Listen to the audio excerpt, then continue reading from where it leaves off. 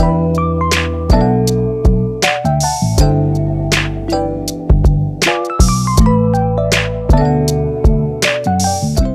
you like to become a LinkedIn expert?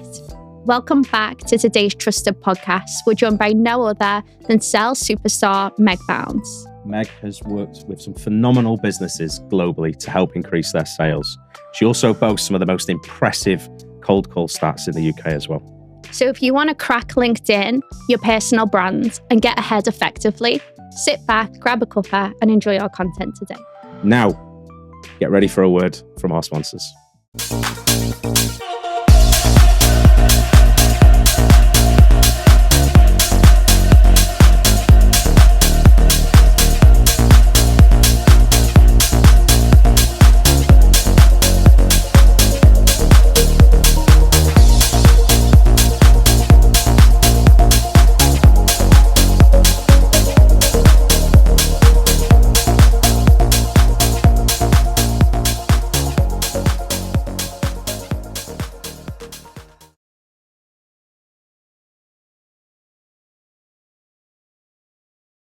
Meg Bounds, welcome to the Trusted Podcast. How are you?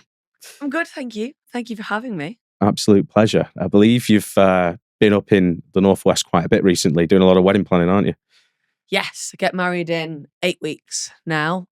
So this might even be released when my surname has changed, which is a really weird No one will know who you are. Oh my God. Yes, recovering from whatever the hell is going on with my throat at the moment. Yes, doing quite a bit of work up in St Helens and in Manchester. Brilliant. I think it'd be really interesting for our audience to understand how you got into sales. And obviously we've spoken to your dad before, so I'm guessing he was a huge influence. But yeah, how did that all kind of come about? And then how did you get onto the consultancy side and sales training side as well? Hilariously, he wasn't an influence at all. I went to uni and studied law. Really thought I was going to be a lawyer because I wanted to argue with people and be paid for it. I was really adamant that was what's going to happen. And then I went to university and did law and realised that it was loads of paperwork, and I hate paperwork. So graduated, and I spoke to my dad, going, "What should I do?" He said, "Well, why don't you speak to someone?" I spoke to a lovely woman called Eliza, who worked at a company called Mimecast at the time, and she said, "If you want to argue with people, have you thought about sales?" I was like, "No." And so she suggests I go to a Pareto assessment day. So Pareto, for those of you who don't know, are a sales recruitment agency, basically. And they look for junior sales talent. So I went with them, got recruited by them, moved from them into tech, and then had my little boy. And then after having my little boy, I just wanted as much.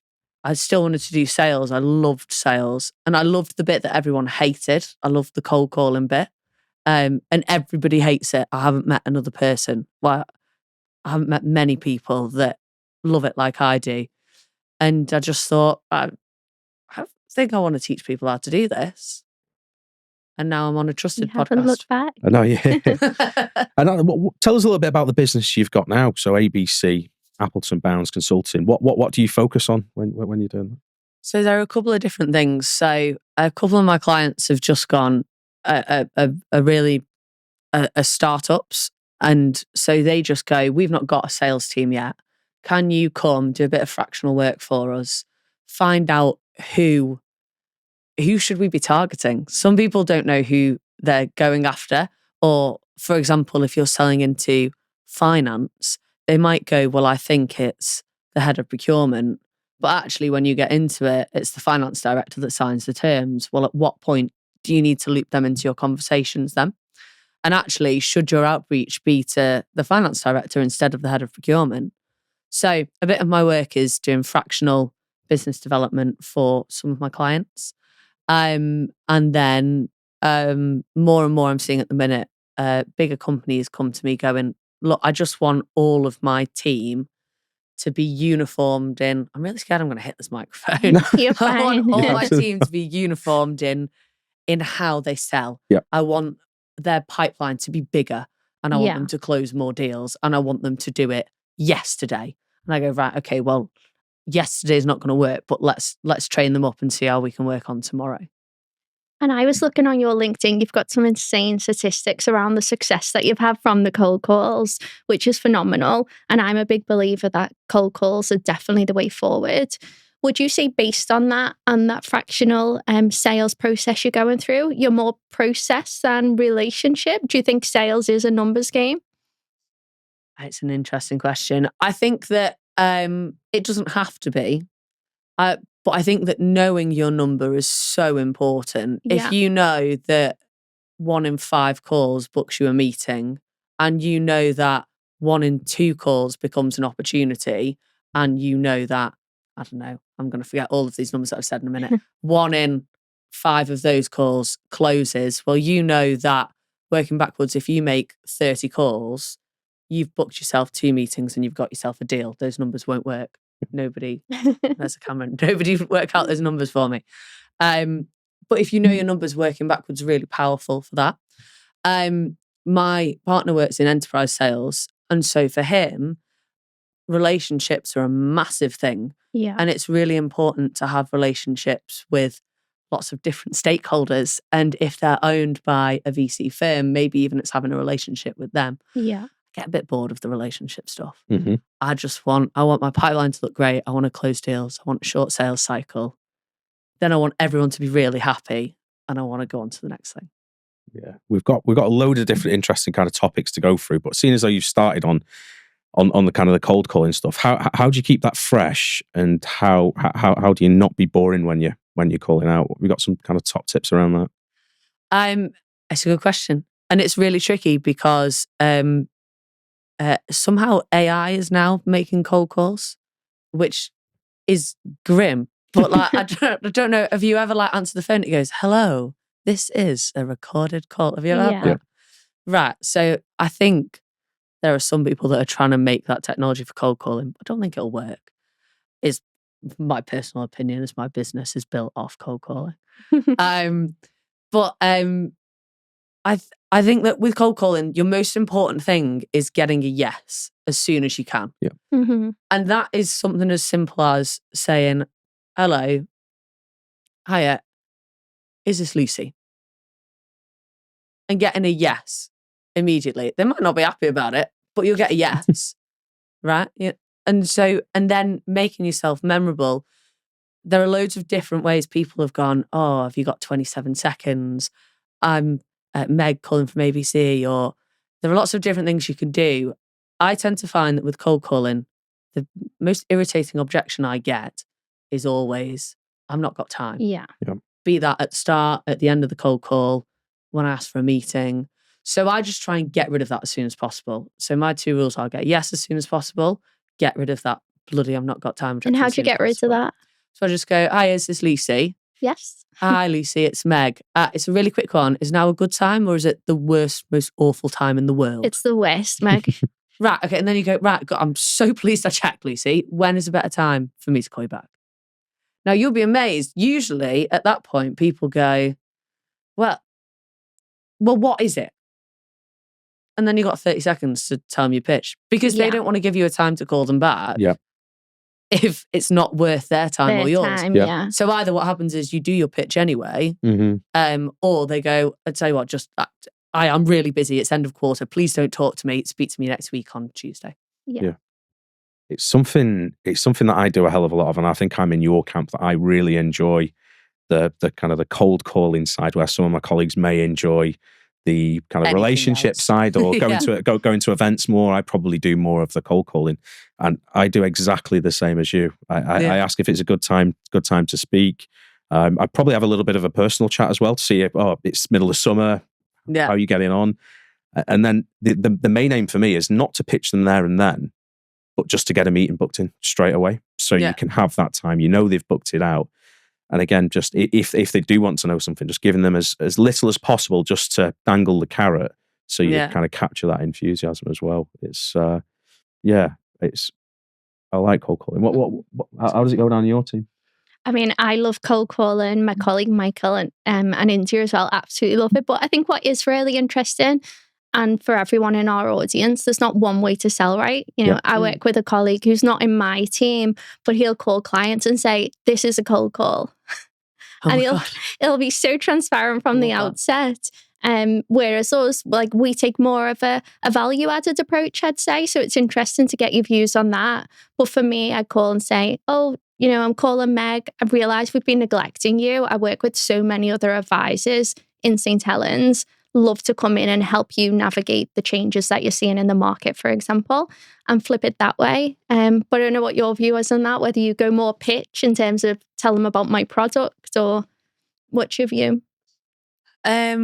It's interesting because it's always different depending on how complicated what you're doing is. Yeah. And sometimes I think if you don't say anything or you're too broad with what you say, it makes it quite tricky for someone to know how good that value add is going to be. Yeah.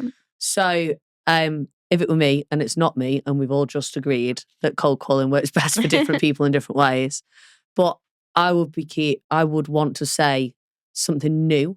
I feel like if you can share, a lot of people talk about case studies. I don't think case studies work as well over the phone. But I think if you can share something new, for example, if the government have released a new policy, that's what one of my clients said at the minute. He was like, "People need to speak to me because they've just released this legislation. It's different from the EU." Yeah. And I was like, "Okay, well, start with that." Yeah. Like, let's see who doesn't know that. So if you're going to value add, if you're going to do a value add thing, I would say get something new in, like educational, as soon as possible.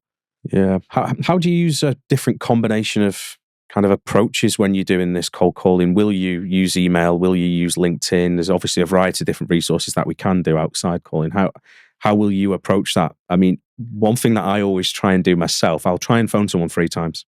You may phone someone today, it may go to voicemail, or it may just go straight through to voicemail. I'll try them. I won't try them again today. I'll try them tomorrow or the day after. And then when I've got to that point, I feel like that's exhausted a little bit. So I will go through an email message that may follow 1 or 2, and then it may be kind of following up on LinkedIn. Is that something kind of similar which you do as well? Yeah, I'd always recommend to do a multi-threaded approach. And it's interesting what you said, because a lot of people are like, "I've sent 1, I've sent 2. Surely they'll know who I am now." LinkedIn has produced research that says that only after the 5th message is when people reply. Wow. So if you've not got 5 messages that you can send to that person, you're very likely not to get a reply. For emails, only 1 in 40% of them are opened. The industry average for a reply back is between 1 and 5%. So I absolutely think you need to have a combination of things. But what's happening is people are focused so much on getting it good and getting it perfect that you only send 1 email or 1 LinkedIn message to 1 person, and you send it to them 2, maybe 3 times. Yeah. But the statistics show it has to be consistent and it has to be done over a period of days. Yeah. So let's say you have 2 weeks. Over a period of 2 weeks, I would try and reach out to someone 8 times. And that would be a combination of email, LinkedIn, cold call. If I didn't get an answer on the phone, I would immediately send them an email so that they've had a written touch point from me and they can see my name. Yeah. Because what you said at the very start was interesting, in that you want to book a meeting as soon as possible on the phone. Actually, I just want a reply. Yeah. I want someone to say no to me. If someone's going to say no, I want to get there as quickly as possible. You want a yes or a no. Yeah. As quickly. Yeah. Otherwise, you're just wasting your time. Yeah. So I just want a reply as soon as possible. And that only happens from, I think it's 8 to 12 touch points, and 5 of them have to be on LinkedIn. That's so interesting. And any tips around how you would word those messages? Because that's quite a lot of contact in quite a short period of time.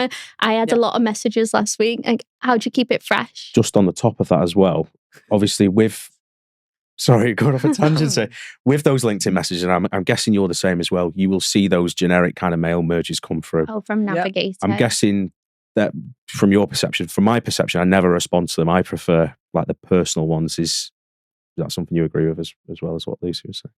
It's lovely. I love that you're giving me 2 questions at once. Nice. It's just why it's in my head, Meg. Perfect. Okay. Well, while that's in my head, I'll answer first and I'll come back to yours. Is that right, Lucy?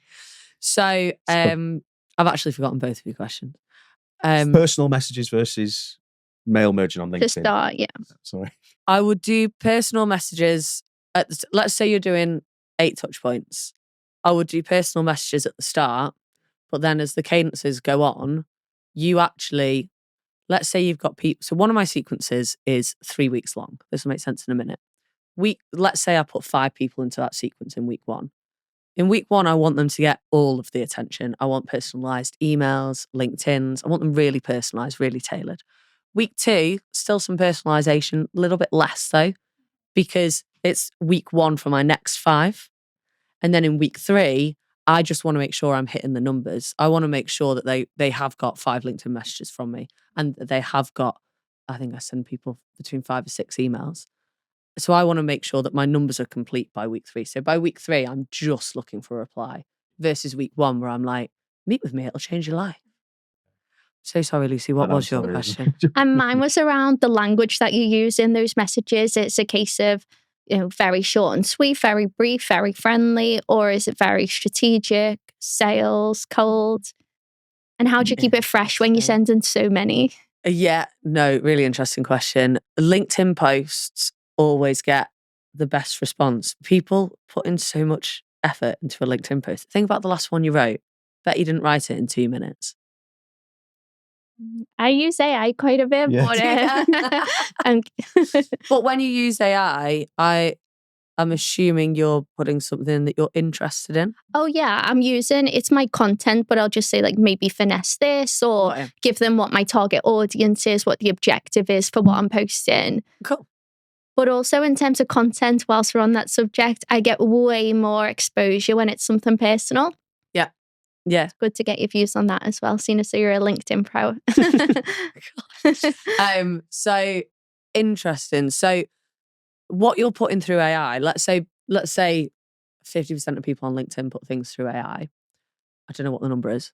But to actually go into Chat GPT, you can tell I don't use it, can't you? So to actually go and put it into Chat GPT, you have to care about the topic. I want to tell people about this. This is my content. I'm passionate about it. If I were to reach out to you after seeing a LinkedIn post on, I don't know, what was the last LinkedIn post you did, Lucy? My last post was about VCTs and pensions with all the changes from the government. Right, cool. So if I were writing you an email, I'd probably be like, Lucy, thought your post on LinkedIn about VCTs and pensions was really interesting, ... And then the top line of my email would be something like, I actually had a question about this thing you mentioned, or I found this bit really interesting in particular. Why did you say that? Mm-hmm. So I would give you one line of my opinion, and then I would go into a 1 or 2 sentence description of why I'm reaching out in a way that would benefit them. So not selling what I do, but I'm working with a couple of people like you to help them achieve this over the next few months. I'd love to tell you about it. I love that. And do you have any tips on how you can help boost your algorithm? Like any insights you can share there with our audience? This is something that Lucy does really well. And I've kind of felt the more traction you have on there, the better. You sort of keep feeding the momentum, beast. don't you? Whereas me, I'm more, I'll post and I won't post for a while. And then sometimes some of my posts struggle with anything because you've not done it for a while. And you wonder whether it's going out. So, yeah. It's really tricky. The regularity of it, whilst important, isn't as important as the first 10, 15 minutes. So if you post something and you have, let's say you've got a work Slack channel, just called social posts. I would, after I post something on LinkedIn, immediately post it on there. You'll see sometimes I do it with my dad. Actually, I'll go to him, Dad, I've just posted it, quick, repost or comment on it. And it doesn't have to, if you're going to repost, you have to put a comment on. Just reposting it doesn't boost your engagement at all. You repost with a comment and then it's shared to your network. And if you do that in the first 10, 15 minutes, that'll boost your engagement right up. Interesting. There's, you can obviously boost posts as well, can't you? Through if you've got a company behind it, so your kind of consultancy firm, you can boost personal posts. Is that worth doing? Have you had much experience of that? Or I haven't done it personally, so I wouldn't Yeah.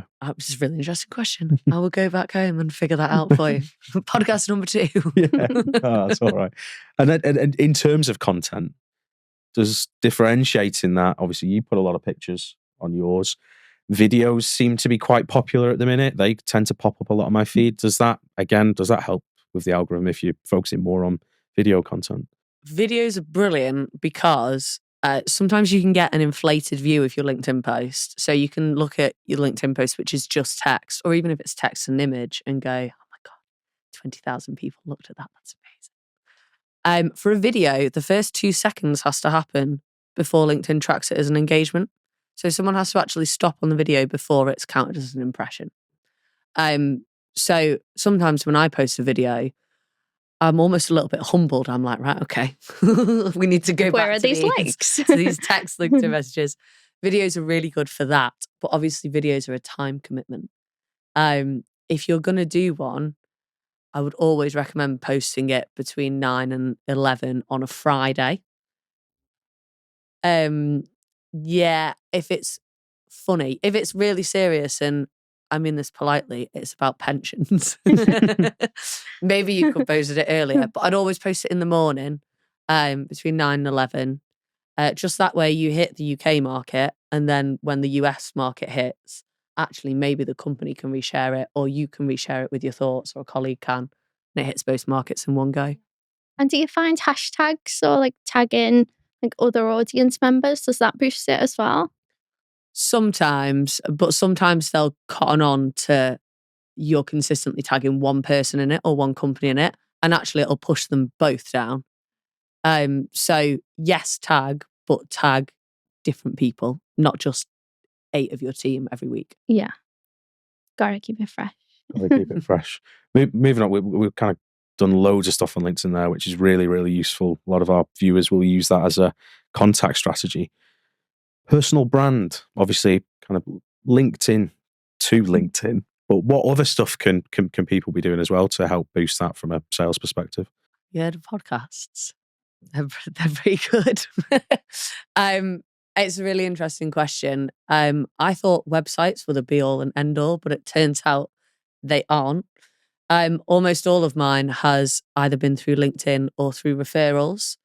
So in my first couple of months of the business, I was really excited because people just came to me and were like, oh my God, do some work for us. And I was like, oh my God, this is amazing. And really annoyingly, that's not sustainable. Dries up after a little bit. So I reached out to a few of my clients, just asking them for their advice, actually. Just saying, a lot of people know me from the Meg versus Dad series that me and my dad did on LinkedIn. So I'd reach out to people going, I know you know me from Meg versus Dad series. I've just started my own business. I've got a couple of questions. Can I ask your advice?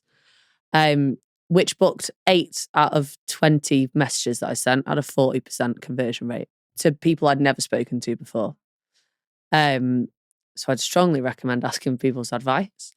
And in all of those meetings, I just said to people, genuinely, I am looking for your advice. Like, who would this be helpful for? And all of those 8 people gave me referrals who I'm either working with now or in the process of working with. I think referrals can be such a game changer when you're disciplined in asking for them. We'd be interesting to get your view. Me and my team have been pulling some data to look at analysis to see for every firm that writes business with us, what percentage of penetration do we have per underlying financial advisor that can work with us? Mm-hmm. And what we're finding is we have quite low percentage, but from that advisor, we get a lot of business. So it's like, we just need to ask who else should we be speaking to in your office? Yeah. Do you have any tips on how our audience can best go around that? The most important thing is to not ask them immediately after they've signed something or on the first meeting. Okay. So even though someone has just signed a contract with you, hilariously, that's when they're most nervous about working with you. They've gone, oh my God, I've just spent thousands of pounds. Is it going to pay off?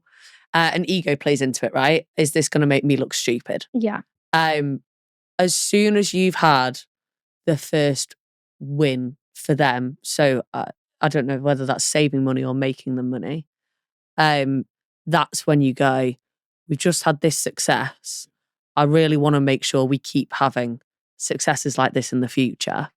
Got a couple of thoughts on how we can do that. Have you got 30 minutes for us to talk about it? They'll go, yes. You then have to share with them a couple of thoughts about how you can maximize the success in the future.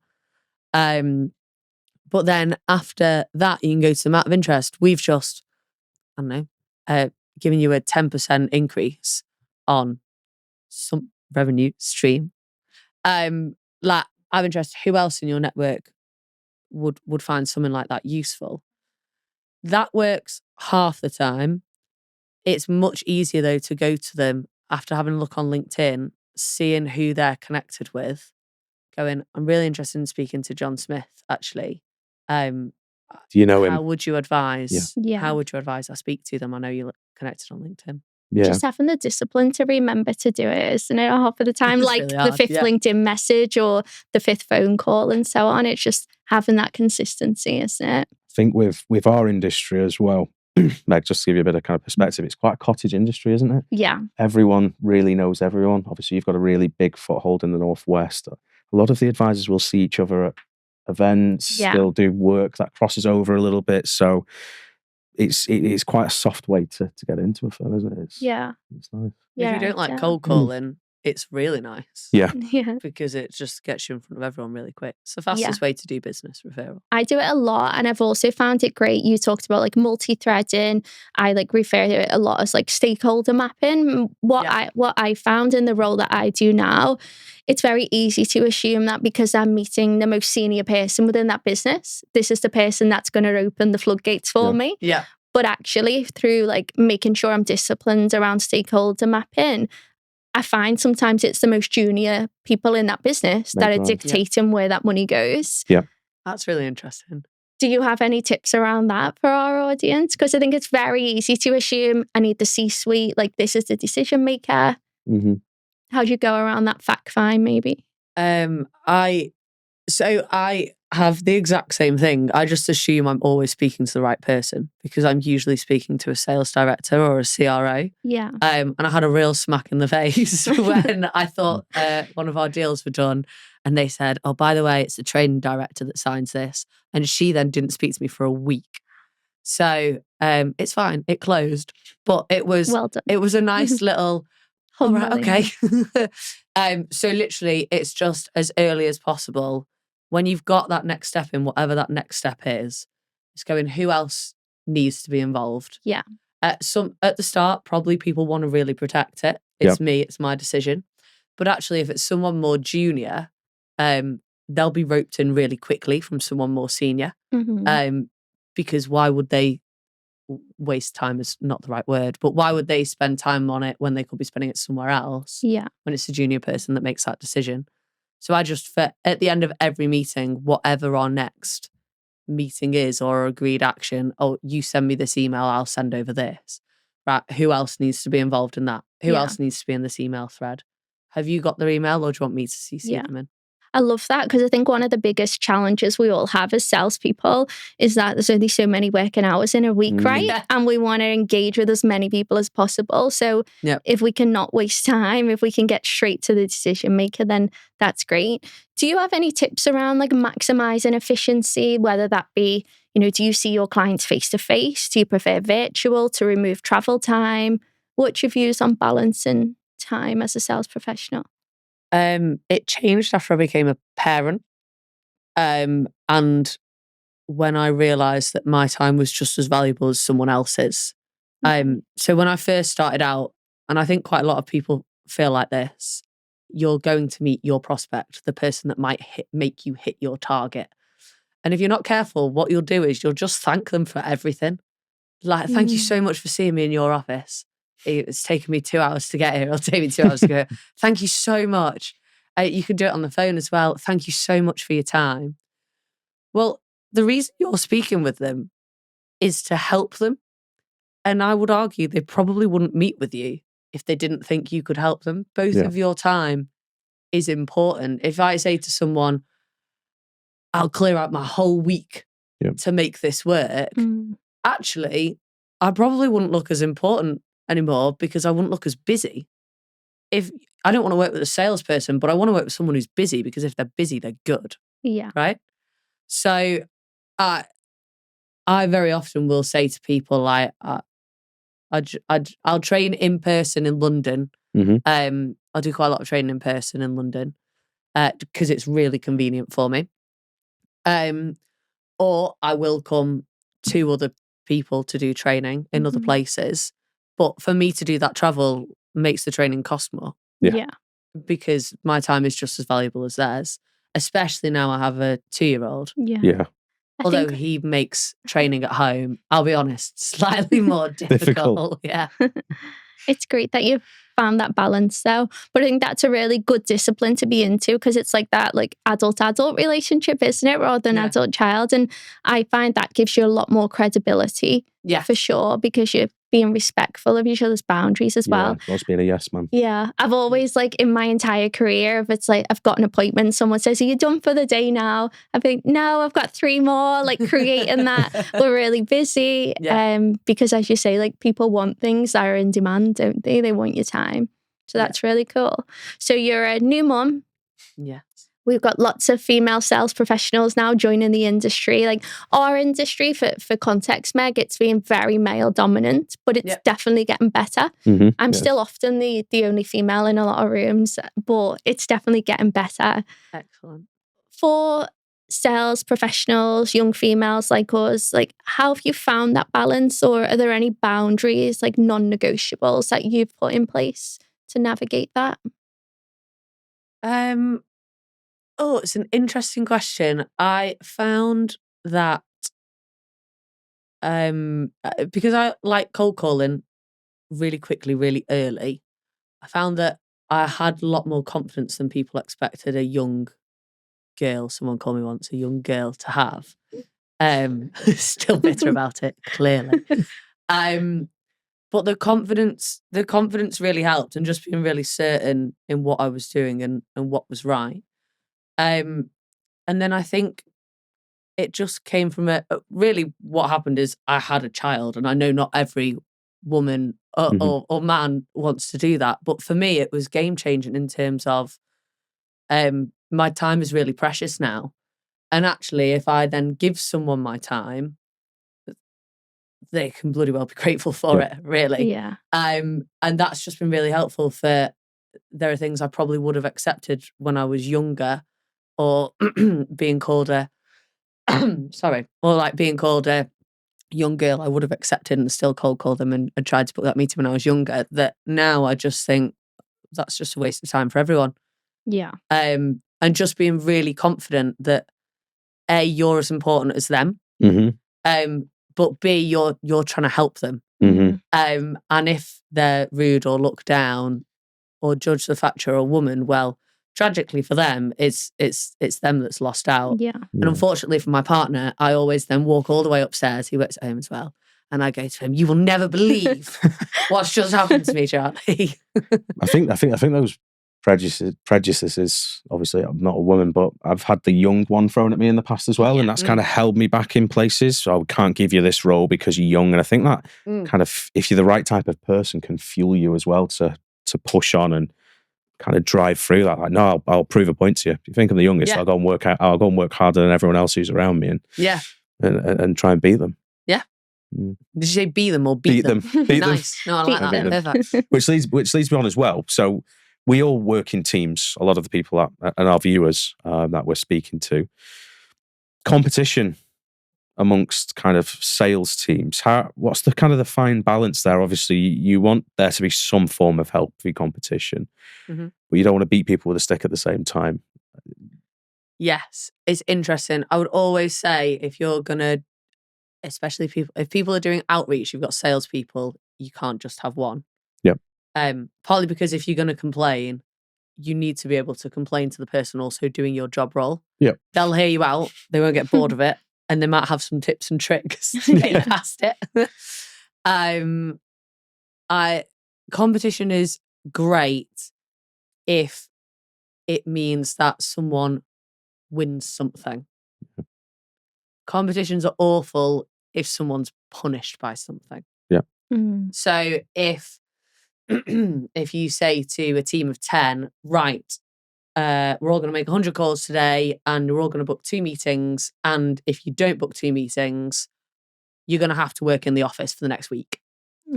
Well, actually, that's really demotivating. And even the people that have done well, their reward is that nothing changes. They don't get anything new. So that's not to say competition's not good. Competition's brilliant. Like if you've got a leaderboard on the wall somewhere. I love a leaderboard. Right? And like people have horns or gongs that you bang when you close a deal. All these things are brilliant because what you're doing is a salesperson who always loves being told they've done a good job goes very loudly with a horn or a gong. Look at me, I did the thing. And everyone on the sales floor gives them a clap, and that's brilliant. So I think competition is good if it's really healthy and everyone's only excited about the possibility of winning something. But it's rubbish if you're punishing people. That's how you lose people. I think it's amazing the impact like an incentive has on salespeople. We've been trialing a lot of stuff in our team. So like recently we did like a Formula 1 day.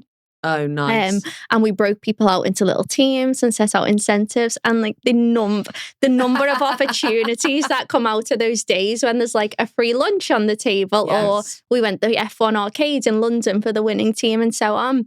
Because salespeople are inherently competitive, aren't they? Yeah.